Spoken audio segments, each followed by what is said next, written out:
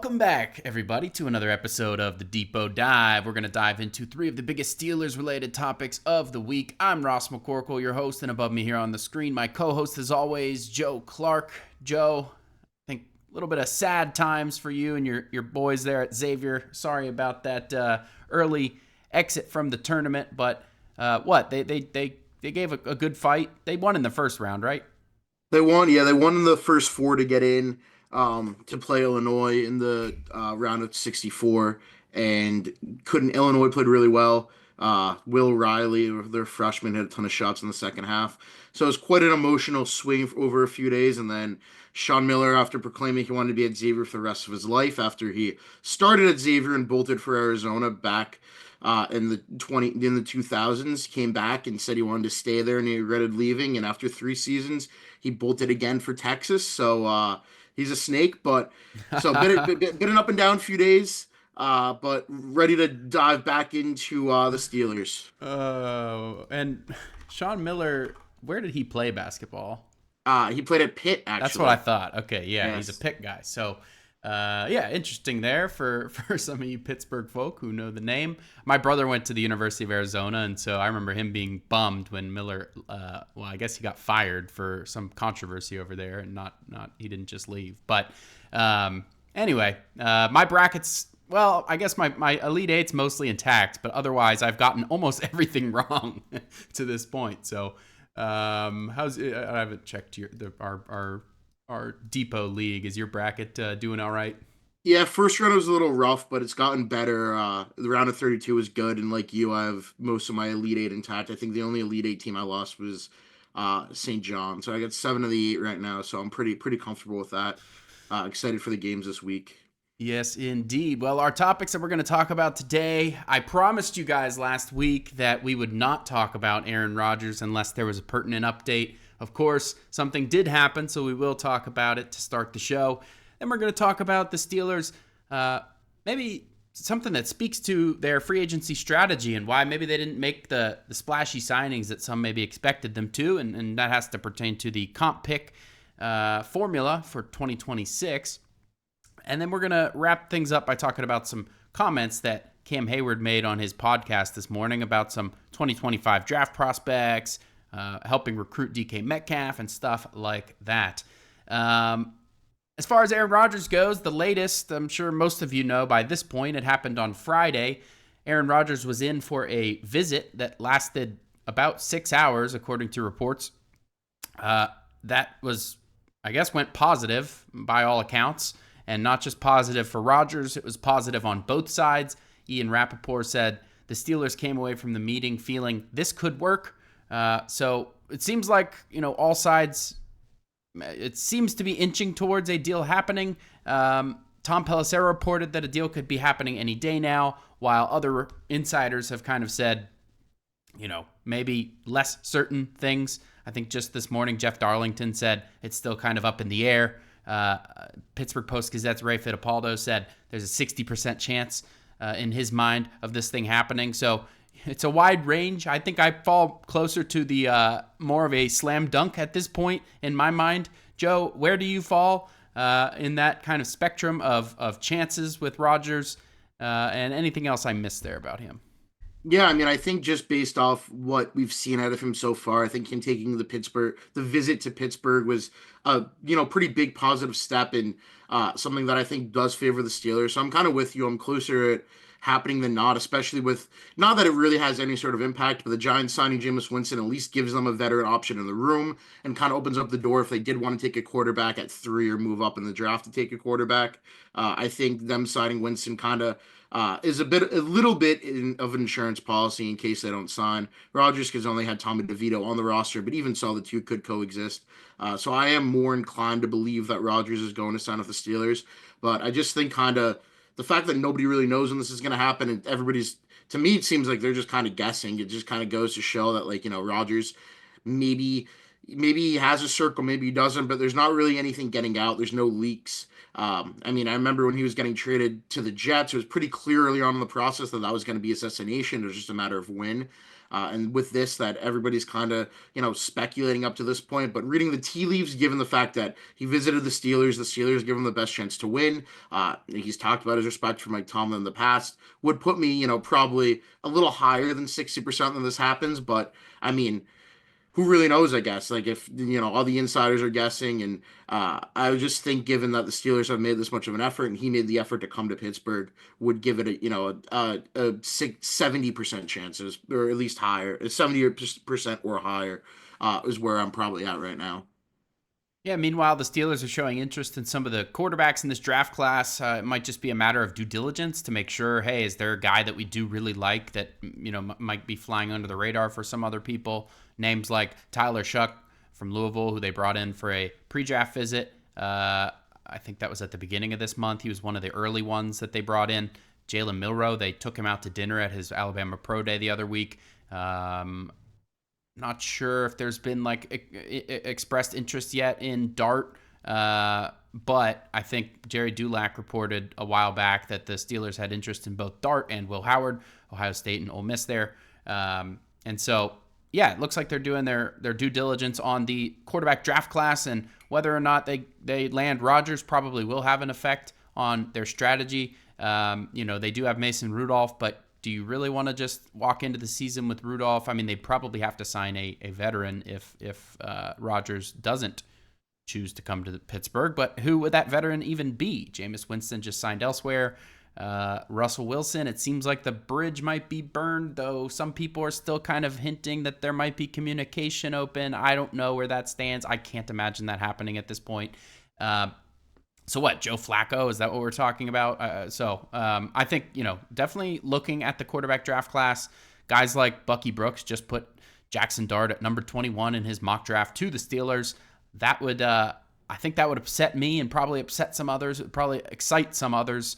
I'm open to being wrong there. Obviously, I would prefer to be wrong. If they do pick him and he does well, great. But I just don't see that being a great move for the Steelers, especially with... I guess we can... Actually, no, I did want to talk one more thing about this Aaron Rodgers thing. Just the concept of Arthur Smith. I find that a fascinating kind of subject when it comes to bringing in Aaron Rodgers. By all accounts, last year, Russell Wilson and Arthur Smith had a rocky relationship, and that had to do with Russell having some of his kind of capabilities within the offense stripped away from him late in the season, and maybe a somewhat of a power struggle of sorts on the direction of the offense. And obviously, Arthur Smith kind of won that power struggle. Who knows how those leaks got out? Maybe that has something to do with why the bridges are burnt between Russell and the team, but that's another topic. But if you do bring in Aaron Rodgers, it's going to be more of the same. Rodgers is not going to just do what he's told. I mean, he'll do what he's told to a certain extent, but he's not going to just completely want to cede control of the offense in terms of being able to make checks at the line, nor should he. If you're a veteran of the league for as many years as he is, a four-time MVP, you should want control of the offense. Do you think Arthur Smith, what have you seen in terms of some of the opinions out there about Arthur Smith and Aaron Rodgers, how that might work out? How do you think it would work out? What's your opinion there? Yeah, I mean, I think it's at least a positive that Arthur Smith was in there on the meeting on Friday. But then again, I mean, him and last year, there's reports that him and Russell Wilson met and went over everything before Russell Wilson signed, and it was like, oh, the two of them are going to get along great, and we saw how that went down. I think it's going to be interesting to see because I mean, Arthur Smith has been a head coach in this league. He's been a successful offensive coordinator. He's not just going to sit back and let Aaron Rodgers run things, but Aaron Rodgers is going to want to have some measure of control. His offenses have all kind of looked the same throughout his career. He likes what he likes. He doesn't like what he doesn't like. So Arthur Smith isn't really going to be able to have, they bring in Aaron Rodgers. Arthur Smith is going to have a huge hand in how things are going to go. I think he's going to have to accept that. He's going to have to adapt to the way that his offense might look and how he wants to run his offense. And then in the same measure, Aaron Rodgers is going to have to understand that he can't have full control. He's going to have to, cede at least a little bit to the offensive coordinator. And I think it's going to be interesting how it plays out. I mean, I think if both guys sit down in a room, they're both big personalities, but I think they can both kind of figure it out and hammer it out. I mean, a guy like Aaron Rodgers has won 4 MVPs. I don't know if Arthur Smith is going to be limiting his checks like he supposedly did with Russell Wilson, but he's not going to be able to have the same level of control that he had over maybe even Ryan Tannehill in Tennessee. So I think it still, kind of remains to be seen how that works out. I mean, I have faith, maybe blind faith, that the two of them are going to be able to figure things out and kind of work collaboratively to build something that works for both of them.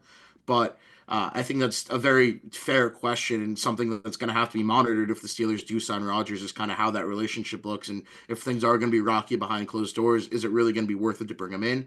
But it seems, that they don't think that's going to be the case, obviously, because they've been waiting for 3 weeks now on him to make a decision.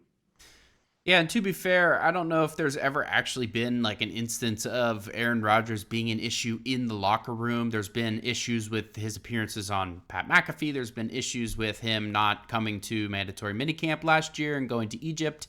There's been issues with like kind of politics and stuff that's like unrelated to football. So by all accounts, he's a good teammate. So I don't expect there to be like necessarily huge issues, but I do wonder from Arthur Smith's perspective, he got head coach interest this year. He, by all accounts, wants to be a head coach again at some point, but he's waiting for the right opportunity. And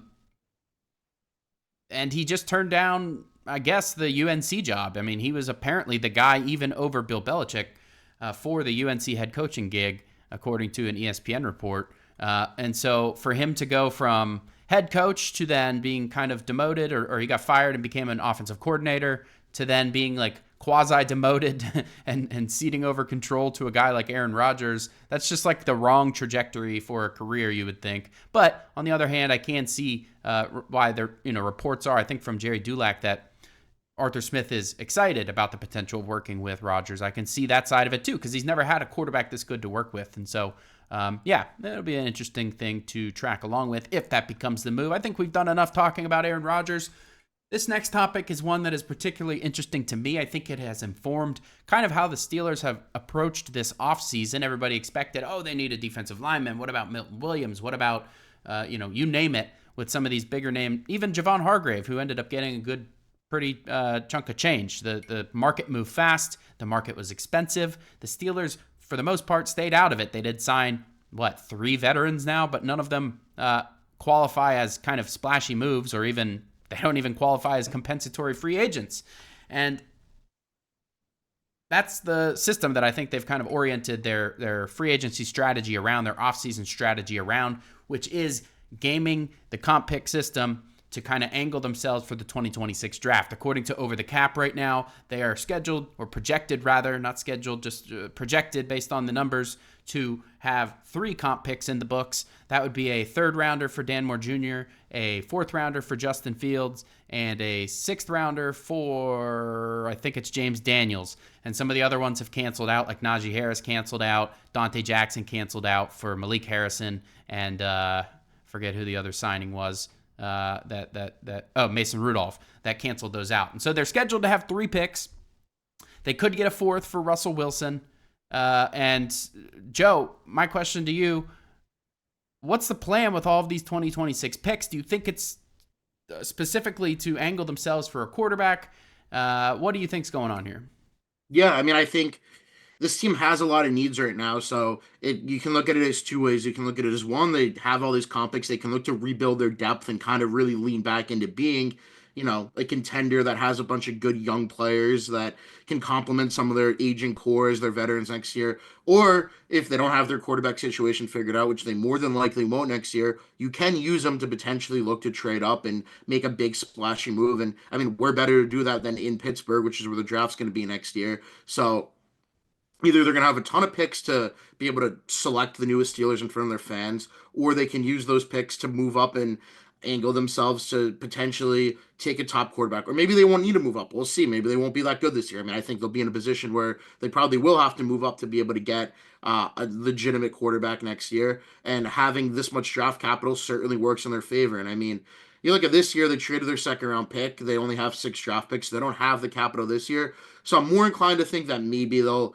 at least try to hold on to some of them next year. But it certainly gives them a ton of ammo to move up to take a quarterback, or even, they have the third round pick if they want to move, 2/3 to get back in the second and take somebody. So I do think that they did a good job this year, kind of not targeting those big compensatory free agents. I mean, they still could have gone and gotten a guy like Hargrave or even Jonathan Allen, because they both got cut. But those contracts went, I think a lot higher than they expected for guys with injury issues. So, you got to be happy with the fact that they are finally really racking up comp picks. I mean, teams like the Ravens have done this for a long time, where they're okay letting some of their free agents walk because they're going to be able to replace them a year later with guys that they'll have under contract for, 4 seasons. So it's something that I'm glad the Steelers kind of did this offseason. They didn't make any, moves to cancel those out. Even, the fourth for Fields, they didn't sign anybody that would cancel that out. So kind of reloading that draft pick war chest in a pretty important period of time for this team, as Heyward and Watt and Fitzpatrick, these guys all get older, and the Steelers window looks like it's fading. You can at least extend it another year or two by having more picks, and especially obviously if you got to hit on those picks, but you have more opportunities to hit on them with the more picks you have. Yeah, and for everybody who always talks about why aren't the Steelers kind of transitioning their mindset into a rebuild or whatever it might be, this to me is kind of a sign of, well, they could have, if they truly were going all in, as people suggest they do every year, which I think they mostly do. All of their moves are kind of angled towards this year, that they wouldn't be flirting with Aaron Rodgers if that wasn't the case. But this is their way to kind of go all in right now, while also keeping kind of a one eye on the future and what that might kind of be able to bring them next year. The third round comp pick for Dan Moore Jr. is projected to be the second best third round comp pick, so that would only be behind Sam Darnold's comp pick. Justin Fields is projected to be the top fourth round comp pick, and James Daniels is projected to be the top sixth. And so that's a lot of good value. I mean, a top third round comp pick, and that's, I mean, I don't know exactly where that would fall. That's just outside of the top 100 probably, maybe like right around 100, something like that, roughly. It might even be within the top 100 because 32? Yeah, that might be in the top 100. So you're getting a top 100 pick for Dan Moore Jr. And, Russell Wilson, he reportedly is looking for, not that he's going to get it, but 20 to 30 million a year. If he gets 20, that is what Justin Fields got, and that would be another fourth round pick. If he gets above that, there's a chance that could become a third round pick, and the Steelers could be looking at 2/3, a fourth and a sixth. Now, I don't expect Russell Wilson to get that kind of top of what he's looking for market. I would be more inclined to believe he's going to get somewhere like 15 to 20 at this point, which is probably going to be a fourth. But again, that would be great value. Now, he does have to sign that contract prior to the Monday after the draft, which is, I had the date. It is April 28th. 28th. April 28th by 4 p.m. Eastern time. In the past, the Baltimore Ravens used this workaround to sign Alejandro Villanueva. They agreed to terms prior to the draft, but they didn't sign the contract until after the draft so that they could both help their compensatory system and hurt the Steelers, though I'm sure they were kind of more looking at their own. But it was a happy coincidence for them to also harm the Steelers' comp system there. And the Browns have an opportunity to stick it to the Steelers in a similar way, where if they think about it and they're like, hey, I don't think Russell Wilson has a market from anyone other than us, they could, if they end up signing Wilson, they could wait until after that the draft to make that happen. Now, the Browns don't have any comp picks projected to go to them right now, so this would purely be a move either by the Browns or by Russell Wilson to stick it to the Steelers and essentially not give them a pick. I'm not sure if that's what's going to happen or not. I'm sure the Browns would like to just, move on and get things going at this point. But if the Browns are weighing a quarterback in the draft, they have that number 2 pick overall, then, it might make sense to kind of wait and see what happens. So, yeah, the Steelers might end up getting kind of screwed out of another comp pick there. And I don't see any other pending free agents that would get the Steelers any more compensatory value at this point. So most likely you're looking at 3 picks, maybe 4. But I think it is interesting in general just to see that the Steelers are kind of angling themselves to get more in line with the comp pick system. Kevin Colbert's last several draft classes made it almost impossible to game this system just because there weren't players that anybody wanted, even the Steelers really. A lot of those draft picks didn't really work out and get signed elsewhere and stuff like that. So that's why we're just now starting to see Khan kind of get in the swing of this thing. I think Brian Batko, Pittsburgh Post-Gazette, said he could see this becoming a common occurrence. And Omar Khan, this is the benefit of having a former capologist, a salary cap expert in the GM chair. He can sit there and I'm sure he has an intimate knowledge of what it takes for these comp picks to occur, because it's all tied to salary cap and like that.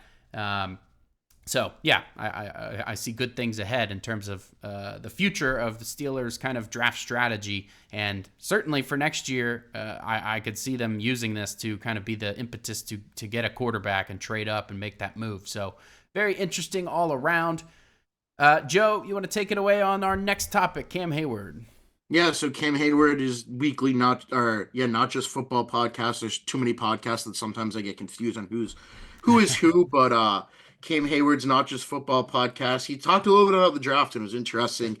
He spoke very highly of some of the defensive linemen in this draft class, especially Kenneth Grant. The quote here was, he's more of a nose D tackle type, big, freakishly big, where he looks like an alien next to a lot of the other guys. I think he plays with his hands well, really good motor. At least a little bit notable there for Heyward to kind of be speaking highly of another defensive lineman in this draft class. I think, it makes your ears perk up a little bit when Heyward, who's a guy who's getting older, who the Steelers really managed his practice reps last year. He said on the pivot last year was the first year where, Mike Tomlin would really hold him out of practice for a long period of time for rest purposes, is speaking highly of another defensive lineman. And obviously it's a huge need for the Steelers, but when your all-pro defensive lineman is also kind of, wink, wink, nudge, nudge, hey, I really like this guy, he'd be a nice asset to the team. It kind of makes you think like, hey, maybe, they draft somebody that can be Heyward's potential successor, also kind of help take a little bit of the load off him this year, at least, practice reps or even in the games. But I don't mean they want Heyward on the field as much as possible in the games. Last year was, very impressive. He also talked about Derek Harmon, Walter Nolan, and Yaya Black. Black had a visit with the Steelers recently. He's more of a later round pick, whereas Harmon, Nolan, or Grant would probably be first round picks.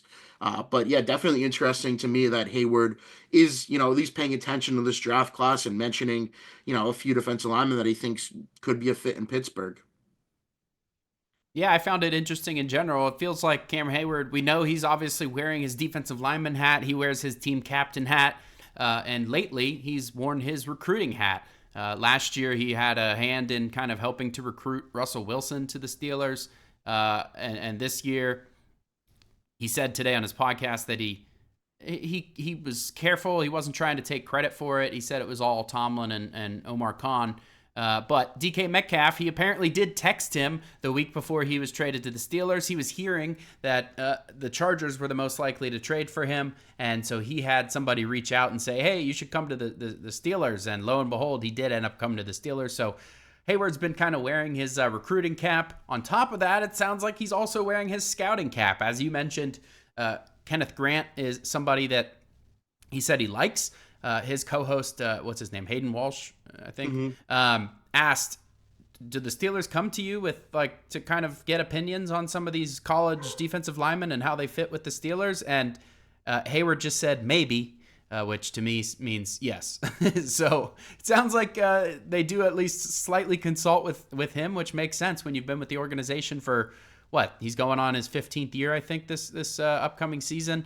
It makes a ton of sense to get somebody like that involved. He knows exactly what the Steelers look for in a defensive lineman. He knows what it takes. Who better than Cam Heyward? And it seems like he is kind of angling himself for a media career after football. But man, it would be kind of fun for him to take the Mean Joe Green route and kind of get into personnel and scouting and coaching and stuff like that. That would be a lot of fun. And maybe that is something that he does later in his career. Absolutely. Or maybe he kind of comes on as like a consultant, kind of in like the Ike Taylor role where he's not officially listed on the website, but they have him go to a few pro days and work out a few players and give his opinion. that would kind of work with his media thing anyways. So, because he could, interview some players and stuff like that. So I can see a future in that for Heyward. Absolutely. And I'm still of the opinion that defensive line will be the first round pick, despite some people mocking quarterbacks and even corners or whatever to the Steelers in the first. I think defensive line pretty much has to be the pick just because there is no second rounder. It infinitely makes that first rounder more important. Just because if you take a quarterback, you're not getting a defensive lineman until the third, or you're having to trade capital, and then you have very few picks. I think the Steelers have the third worst draft capital in the league right now, per those like draft value charts. So to begin with, they already have the third worst. So there's not really an opportunity to trade up this year unless they want to sacrifice even more value. So defensive line, first round, I'm with it.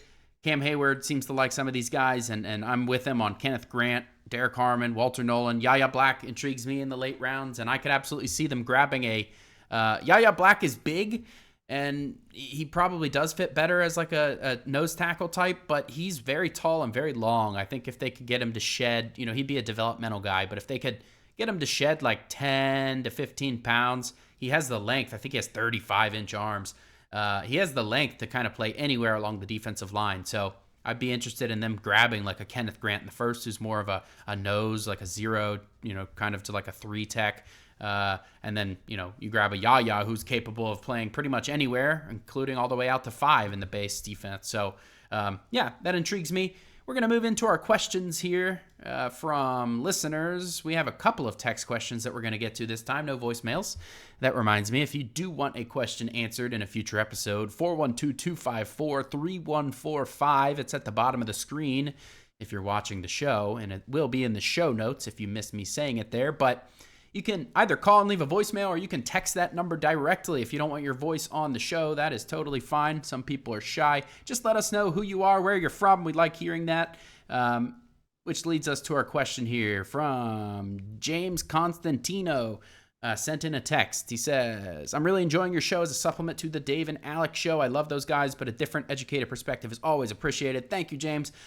I'm not one of these hyperbolic Steelers doomers, but I'm beginning to wonder if their inability / lack of desire to adapt, inflexibility with player contracts, and lack of creativity on defense spring to mind is holding the team back. Your thoughts? Joe, do you have an opinion there? Yeah, I mean, I definitely think that their inflexibility in contracts is something that has put them behind the curve.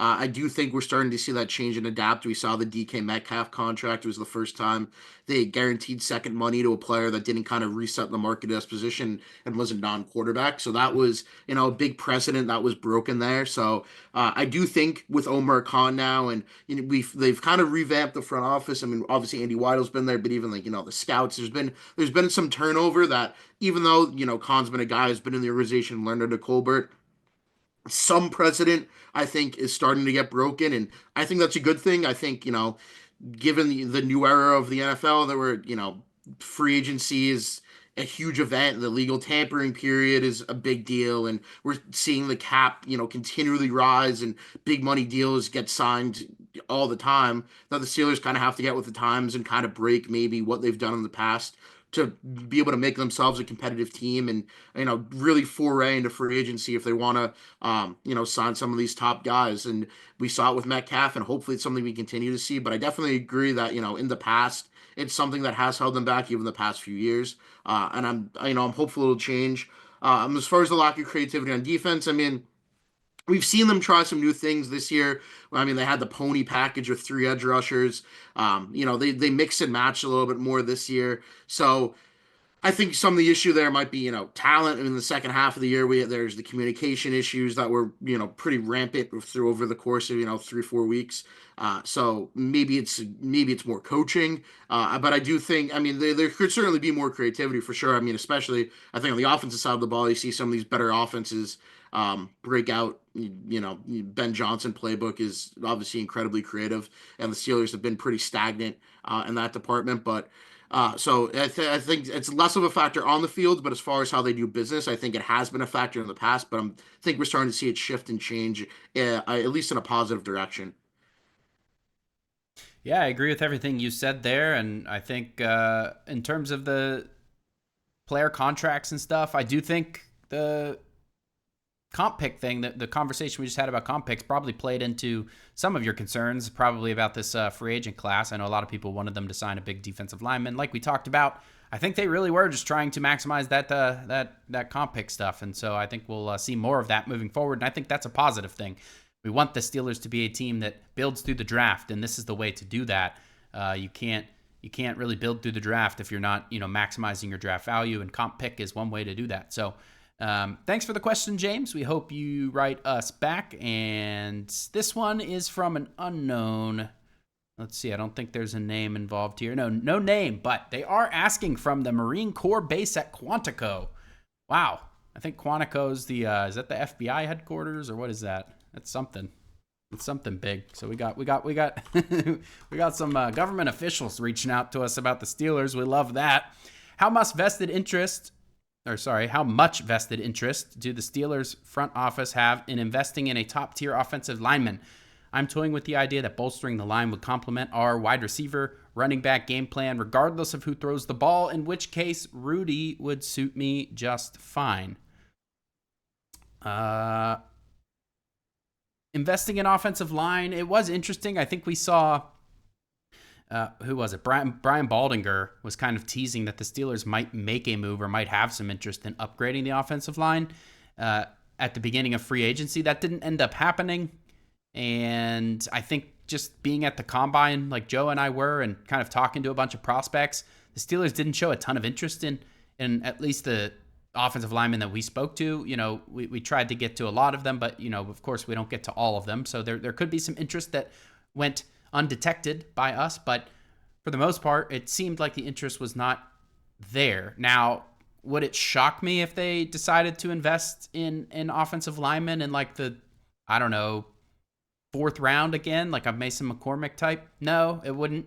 The Steelers have made a very concerted effort to kind of build the trenches, and the offensive line is kind of the main part of that, really, and the Steelers have invested a ton, but I don't think we're pleased yet with where it's at. I don't think the team's pleased yet with where it's at, and so, yeah, it wouldn't shock me at all if they added another young tackle. I mean, Broderick Jones, this is a pivotal year for him. If he can't figure it out at left tackle, what does that mean? You probably need a tackle at that point, so, yeah, I agree. That could be interesting. The second part of the question, toying with the idea that bolstering the line would complement, in which case, okay, so more of just a comment on Mason Rudolph would be just fine with you if the offensive line's good enough. I agree. I mean, I would not prefer for Mason Rudolph to be the starter all year, but if it's going to happen, I do think that they can still, get that like 9 to 10 wins with Rudolph if the offensive line plays well, which I guess is a big if. But yeah, I mean, the offense is going to have better receivers. I mean, this is a better unit than Rudolph had 2 years ago when he went on that 3-game run at the end of the season. So, Joe, do you have anything to add there? Yeah, no, first, thank you for your service, for whoever the question is. And then I just think the Steelers have kind of hurt themselves a little bit in terms of investing in the top tier offensive lineman because, I mean, Troy Fatano, I think, is a little bit of an unknown given the fact he only played in 1 game last year. But Broderick Jones, through 2 years, probably hasn't given you what you want. But that's 2 first-round picks your last 2 years, investing in what you would hope would be a top-tier offensive lineman. But you haven't seen that level yet out of either of those 2 guys. So kind of, at least through the draft, going back to that well in the first round is something you can't do because at least this year, as you said, it's a pivotal year for Broderick Jones this year to kind of invest in the offensive line. You just have to see you have in Jones.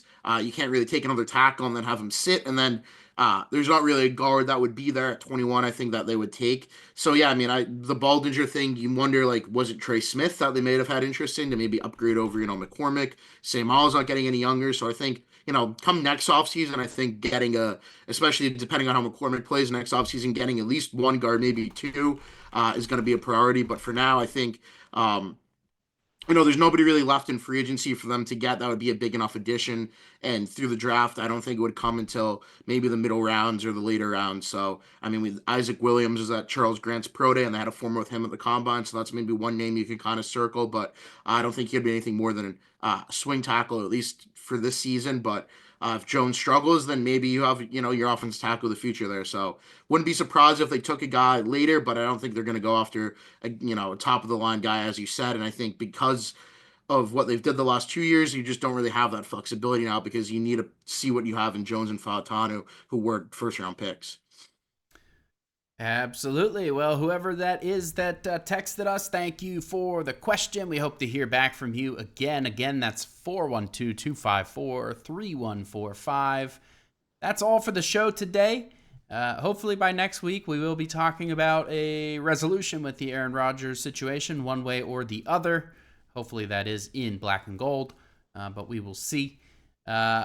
If not, I promise you that this next time we won't talk about him unless there is an update. But at this point, I feel like we probably will be. So no promises there, I guess. I shouldn't be making hard promises, I guess. But all that to say, thank you guys for tuning in. I'm Ross. That's Joe. And we will catch you guys next time.